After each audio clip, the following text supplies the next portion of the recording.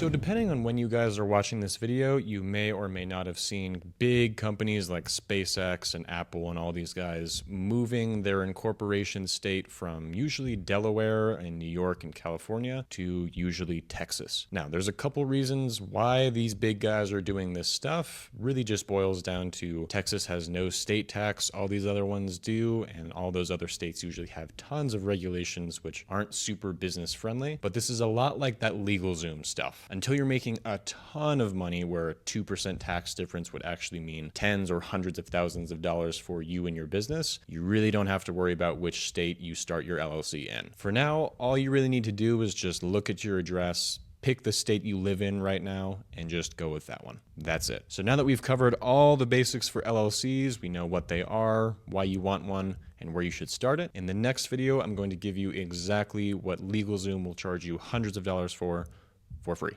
I'll see you then.